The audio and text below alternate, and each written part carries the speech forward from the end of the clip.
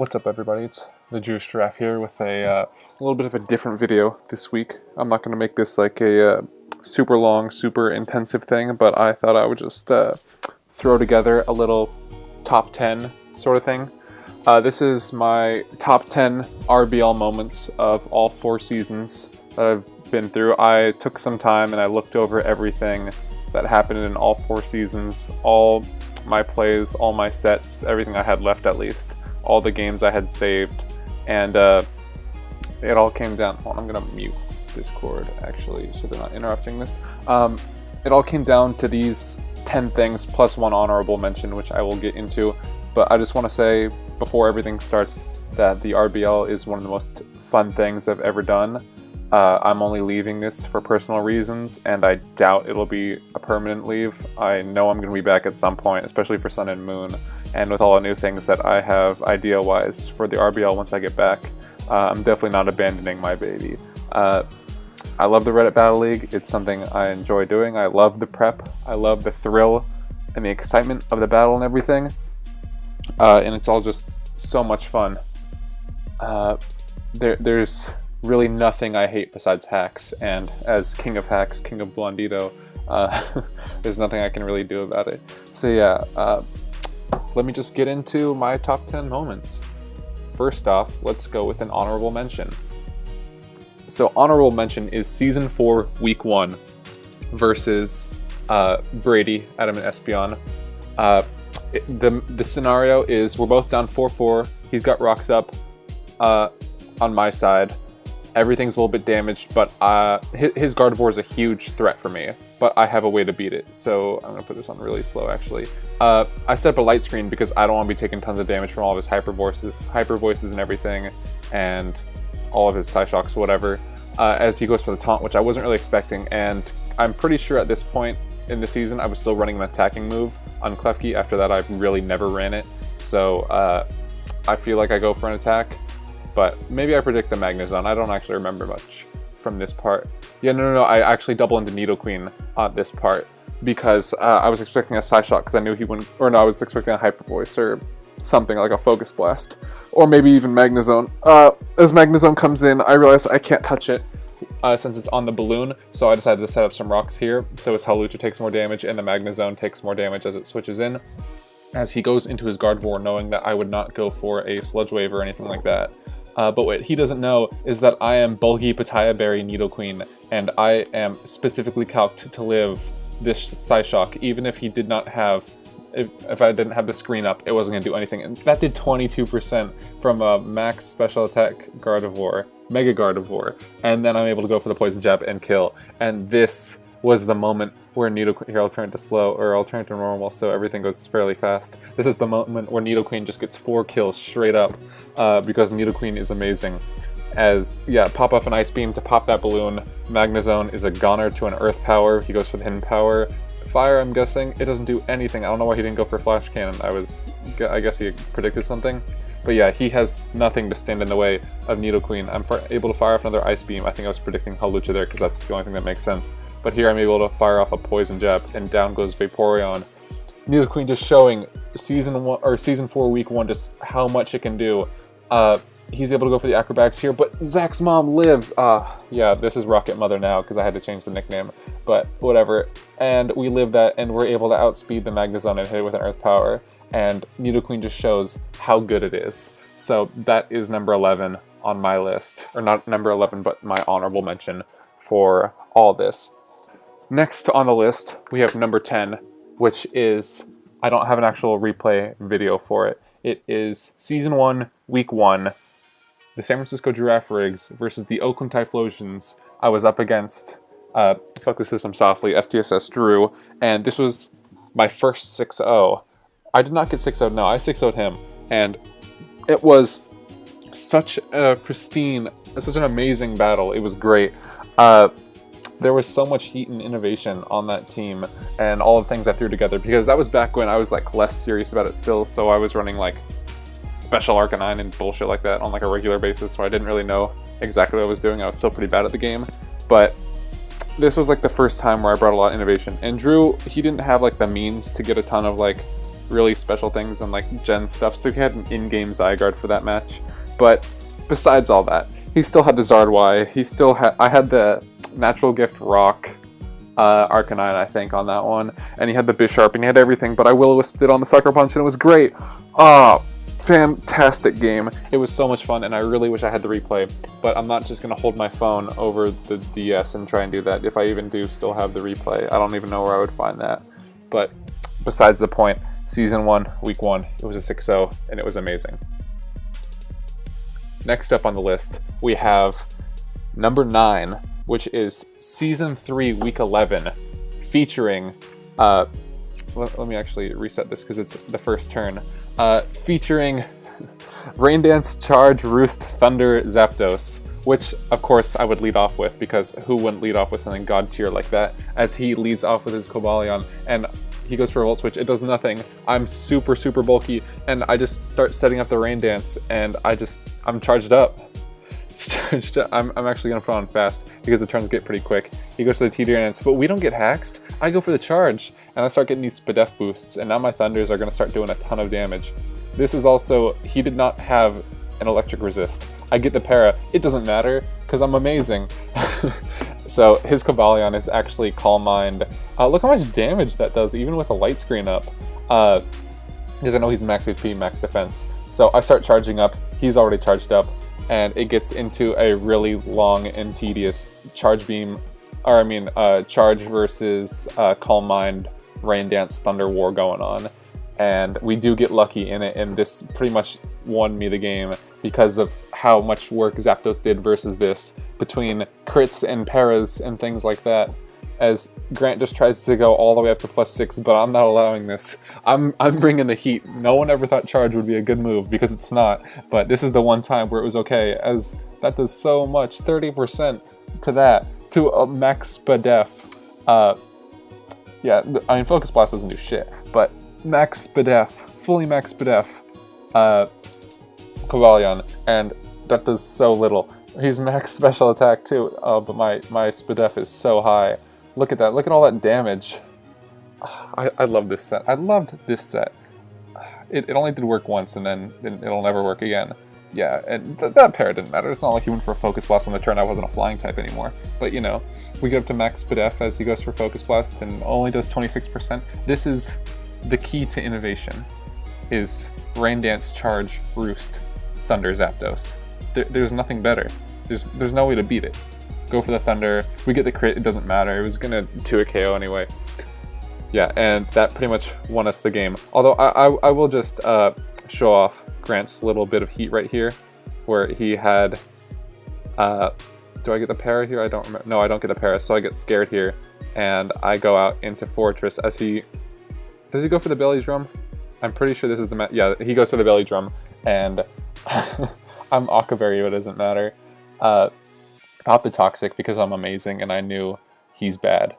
But this is so scary, and then he just goes for a Flame Charge, and he dies. Well, I die, I mean, but the Akaberry, you know, is definitely going to help. He's going to die because of the Toxic, and there's no way to heal this back up, because he's not going to get another belly drum off, because I'm amazing. But yeah, that was the key to innovation in match number 9, being Rain Dance, Charge, Roost, Thunder, Zapdos, the best. Next up on my top 10 list, we have number 8. Number 8 on our list is Season 4, Week 8 versus SFJ. In this match, this is a really scary match because I wanted to win this match so badly because I know how good SFJ is, but I want to be strong and I want to win this one. So up, it's 4-3. I have a little bit of bulk on my Tornadus, and I have the Hidden Power Ice just for this Noivern, so I can take a Draco and then kill it. I know it's also a roll, but we know the roll's in my favor for this. So he goes for the Draco Meteor, we're able to live, as I'm able to pop off the Hidden Power Ice, and it's double down. Next, I know he's going to be sending in, he's not going to risk his Tyranitar Excadrill, because they're his ways to win, so he's going to go to Emboar to weaken my Manaphy, which is going to come out. I can't Tail Glow up on this, because if he Scarf, 2 Wild Charges will kill me. I'm pretty bulky, so I'm able to pop off the Scald here and get damage off on this Emboar, and I know Tyranitar is Smooth Rock for all that sand, so we know he's not going to outspeed us, and the damage I get off on here with the Scald is critical, because Gourgeist is my way to win. This is speedy Gourgeist, which has just enough speed to outspeed an uninvested Tyranitar, which is just enough to beat this, as the Seed Bomb is able to take it down and he's not able to get off the crunch. I was also Cobra Berry though, so I would be able to beat it. And out comes Excadrill, and this can beat me down with Iron Heads, but Gourgeist does not get flinched, as we were able to pop off the Will-O-Wisp, and that basically neutralizes this Excadrill, as now we can just beat it down with Seed Bomb Synthesy? I don't know what the correct terminology is, but we're able to heal up and we can stall out this Excadrill, as we're able to, he goes for the SD, which isn't going to do anything, because now I'm going to pop off a Seed Bomb, and 2 is going to kill because of the burn. I think he gets a flinch on this first one, which doesn't matter because it doesn't do a ton, and I'm able to live the next one, but if he flinched me twice, that's where it would have sucked. He goes for the Iron Head, we'll go down to 5%, and I'm able to Synthesis up, so he does not beat us. Even if he got a crit here, I don't think it would have killed us, because it would have done like 45%. Yeah. So, not even going to go for the Seed Bomb, just Synthesising up, and Gourgeist is able to get the kill and win us this match 1-0. This was a huge match because it kept SFJ out of playoffs, essentially, and it gave me the extra win to put me into playoffs. SFJ is a fantastic battler, and I was super happy when this happened. I might include the link. I'll probably include the links to all the battles I feature in this one, if there's a recording for it. I'll put them up in the description, so you can check that out down there. Next up, number 7 on the list is a misplay, also featuring Gourgeist, by the Minnesota Eon Twins, by Joseph. So this is Season 3 playoffs. This is Game 2. He won the first game, and basically I've set up Stealth Rocks and Toxic Spikes versus him, as he has Gourgeist. I set up a layer of spikes as he decides to burn my Fortress, and here he just decides to go into Gyarados, as he knows he can set up on me pretty freely, as I just keep setting up spikes like an idiot. I don't want to switch into anything else. I want to try and get some damage off on this, so I go for the Explosion, as it doesn't do anything because I'm burnt and I have no defense investment. And this Clefable is specifically designed to take on the Gyarados as the Waterfall flinches, and this is huge because if he didn't flinch, I would be able to get off the Moonblast and kill him, and then just sweep from there because my team can beat his since I have all these Hazard up. But because he got the flinch, he's able to go for another Waterfall and kill off Clefable. However, he goes for the Crunch, which doesn't kill, and I'm able to get off the Moonblast and kill the Gyarados. The crit did not matter because I have special attack investment. If he did not, or if he had decided to go for the Waterfall again, there's nothing I could have done. I would have lost that game. It was almost decided. Also, extra emphasis that the nickname is Jeffrey Scott, which is a professor that Grant and Joseph both had at their colleges. Yeah, but this misplay was huge because it allowed me to go on to beat him in this game and the next game via a lot of hacks. Then I went on and beat Alex Louis, which you'll see, I'll talk about that. That's actually number 6, which I will talk about. And then I went on to go and win Season 3 Finals. So this misplay pretty much let me go on to win everything else. And since we're on here already, I'll talk about the next one, because number 6 is Rest Talk Dragon Dance Outrage Kingdra, which was, I used it in, I believe, the first game of Season 3 Round 2 playoffs versus Alex Louis. I don't have the video replay because it's on DS, and I don't want to hold my phone over it, as I said before. Basically, it came down to me having Kingdra, and I needed to roll an Outrage to kill his Zygarde, which was out. I have a Dragon Dance up. I go for the Sleep Talk, and it rolls Rest. He's able to go for, I think, the Outrage, as the HP investment I'd put onto Kingdra allowed me to live on 1. And no, that's not correct. He switches into his Zygarde as I go for the Sleep Talk and I get a Rest.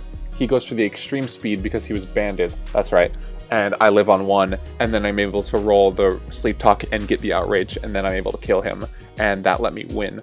A big part of this was due to Alex right before the playoffs of Season 3. He traded away all of his Dragon resistances and immunities. He got rid of Ferrothorn for Entei, and there was just nothing stopping in the way of Kingdra. If I had run a special Kingdra, it would have made the game a lot easier, but I like to fuck around with hacks. So I went for Dragon Dance Rest Talk Outrage, and it was able to clean the match up completely. If he had played his Zygarde a little bit better in that first game, I think it would have gone a little bit differently, and I probably would have lost. But also, game 2 went amazingly as well, and Clefable plus Kingdra cleaned up that entire game.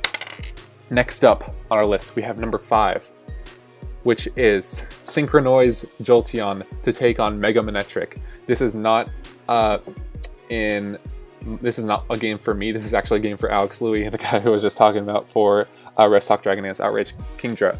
So Alex was going through some personal stuff, and his assistant coach was Survive, who was not feeling it, and he was just not going to help. So I decided I would come through and do 3 games for Alex. This is one of them. So I lead off with Jolteon, kind of expecting him to lead off with Manectric, because my entire game plan for this match, this is also a low shout out to Absol at the end, which you will see. I'll go through most of this.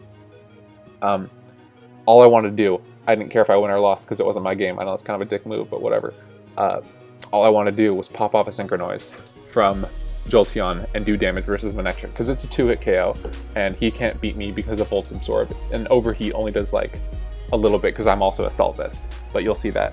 So he's able to set up the Stealth Rocks, and I don't want to go for the Rapid Spin in case he's like Rough Skin or whatever. I don't remember my exact logic. So I go for the Ice Beam as he is able, well, he takes that with Manectric.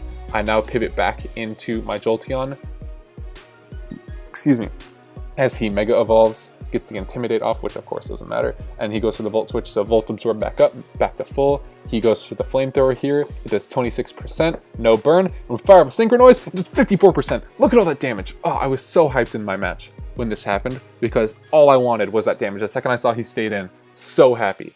It doesn't even matter that it didn't get the kill. Just look, everyone was impressed. It was great. It was one of my most amazing moments of innovation, and I was so happy for it. I'm just gonna skip towards the end a little bit. Basically, it was us just fiddling around. He couldn't do much to me with his Jolteon, or with his Roserade because of its attacking moves, and it was sub.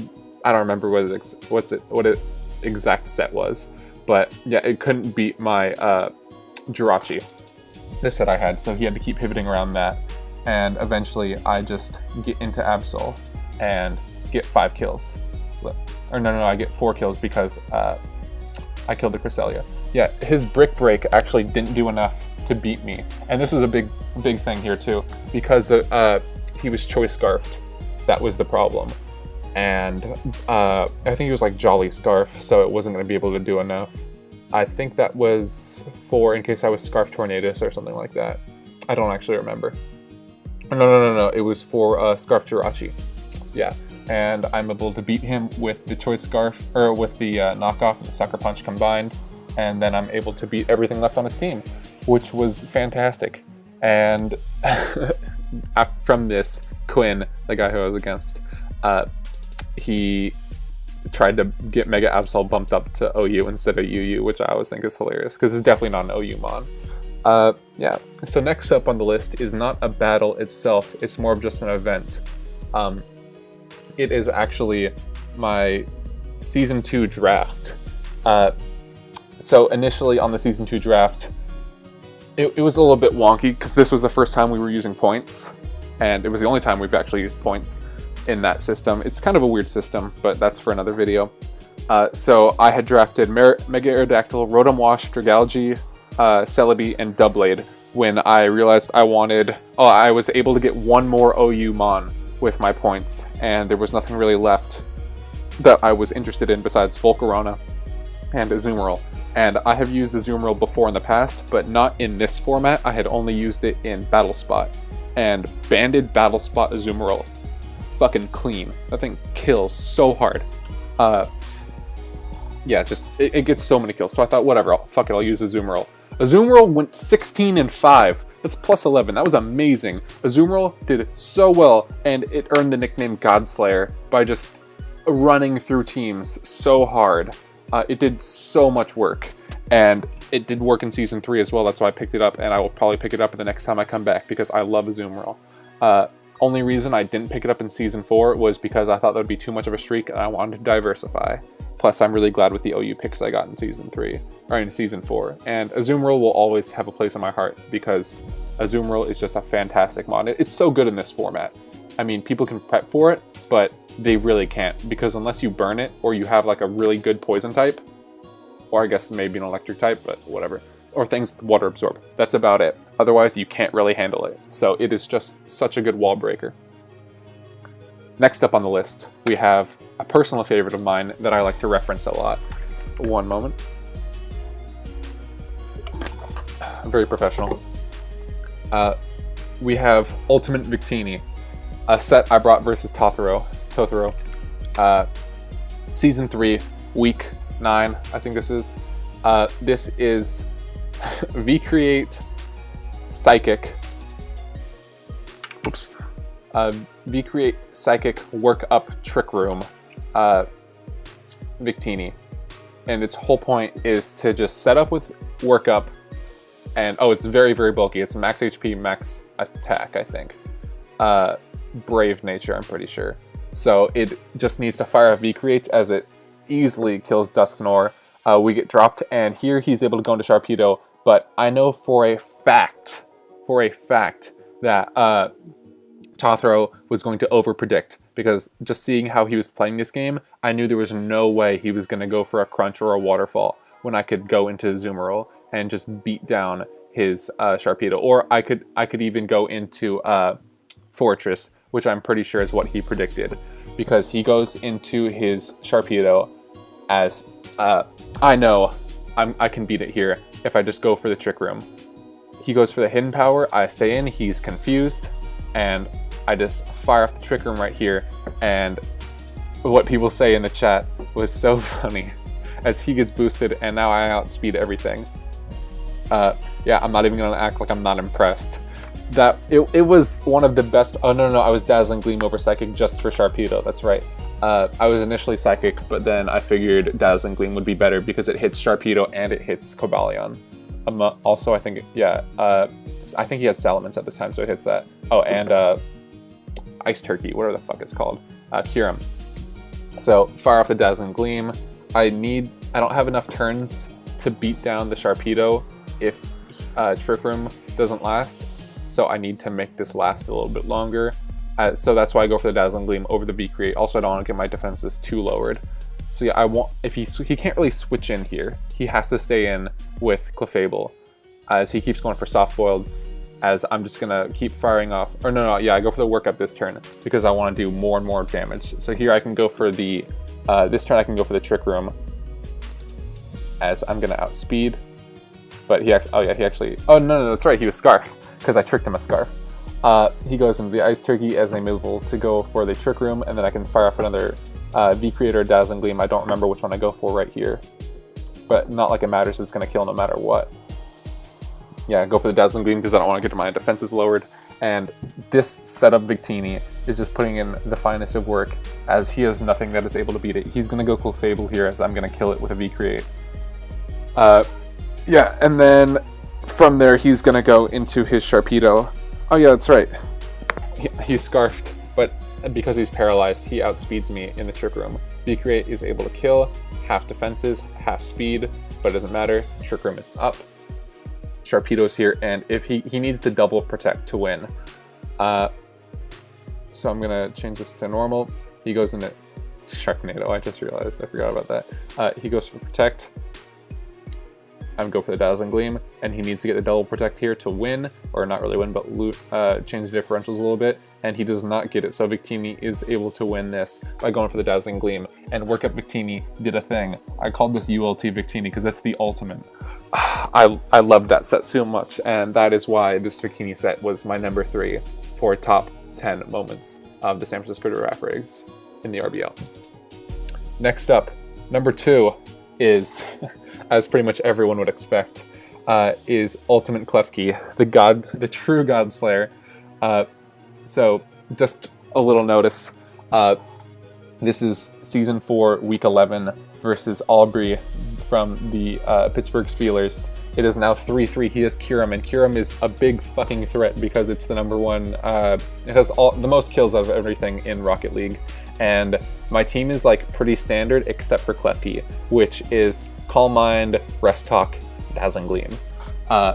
I wanted to get the entire season of the RBL. I have never, before this battle, never got a single kill with Klefki. All I did with it was set up spikes and paralyze and things. So it's on fast, so that's fine. I go in. I think I go for the Calm Mind here as he goes into Scolipede, and I'm kind of scared of what he's going to go for because he's probably figured out that I don't have Thunder Wave at this point. He goes for the Mega Horn, and I see that he's Life Orb, so this is scary because I've been swept by a Scolipede like this many times before. I think, oh, maybe he doesn't have Earthquake because he's shown Mega Horn, Poison Jab, I figure Protect, and Swords Dance. It's enough. But no, he has the Earthquake, and Rocket Mother's going to go down. Scolipede is a big threat. And I realize I can't beat it with Klefki, so I need to get a bunch of damage off on this. He goes for the Poison Jab and is able to kill Hawlucha. I go into Klefki here, and I'm able to pop off a Calm Mind. I do the Calcs. I'm max HP, max defense, near max defense. So I'm able to live one Earthquake. It does 84%. He takes the damage. I get my leftovers. His speed is going up. I go for the rest here because I know I'm going to be able to live another, and then I can fire a Sleep Talk immediately after. He goes for the Earthquake. And this is my favorite moment of all time. Pretty much my favorite moment. I go for it, I get the Sleep Talk, and I get the Dazzling Gleam, which is able to kill a Scolipede, and Klefki got one kill, which is all I needed. But wait, can we do it? Can we get another? Klefki's able to go for the Sleep Talk here, and we get another Dazzling Gleam! And I'm able to take down Kyurem, and everyone is losing their shit, mostly me, but that's okay. As, yeah, we're able to rest up, and then I'll just skip through everything because I'm able to get up to +6 and beat down his Leavanny, which is the last thing, and we win 1-0. It turned a 3-0 into a 1-0 because Klefki doesn't fuck around, and it gets those Sleep Talk rolls, and this is the moment that made me love Klefki because it got more kills than some of the other things on my team. Every week I brought it, except for week 1 and week 11. It died and did not get a kill. Otherwise, it just went in and died. That was all Klefki did, but it did so much work in Season 4. It is one of my MVPs from Season 4, for sure. Probably top 3. Yeah, and that is why it is number 2, Godslayer Klefki. Kind of fitting that's Godslayer 2, and then this is clip number 2. But speaking of clips, we're going into clip number 1, which is me winning Season 3 finals. It took so long, 3 months, to get this game scheduled, and it all pretty much came down to just these first few turns. I went over in the last video, so I'm not going to go into a ton of stuff, but basically because of the over predictions in the first little bit, and because Grant decided to sack his dragon so early on, I was able to beat him down with Victini, and what else was it? Yeah, I was able to beat him down with Victini, and then as soon as the dragons were gone and his ways to beat Clefable were gone, Clefable just won. So yeah, I don't think I need to go through the video because everyone's seen it. There were definitely hacks in this match, but there was going to be hacks no matter what. That is for sure a guarantee. Winning Season 3 really finalized my position in the RBL because being creator wasn't enough for me. Being creator was good because it showed that I had the innovation and the creativity to make a league like this, something that has been around for these past 2 years, and something that has held up not only to the stands of time, but so many people passing through it, coming and going and coming and going, and people who have helped the league or damaged the league or anything like that. The league is a strong thing. The Reddit Battle League will be around for a very long time, and besides having my place as the creator, people might not know that because it's not like there's huge references, oh, on the banner, oh, made by the Jewish Giraffe. No, that's not a thing that's on there. It shows that I'm a moderator, shows that I created it, but that's not like enough for me. So getting my place in the Hall of Fame really finalized that I did something powerful for this league besides create it. I did more than breathe it into life. I'm a part of it. I was not just a part of it, I was a big part of it. And I will be back. And this is not goodbye from the Reddit Battle League, because there will be more moments like these that will probably bump out some of these other ones from the top 10. And I want those moments. I want to enjoy and experience those moments. So this is my top 10 list. I hope you all enjoyed. This will be my last Reddit Battle League video for a while. I might do some analysis videos for Season 5. Might not. I know I'm going to be assistant coaching for a couple people. I won't say who. But yeah, I will not be in it. Maybe I'll be back for Season 6. Who knows? In any case, I hope you all enjoyed. This is the Jewish Giraffe. Top 10 moments. And I'm out.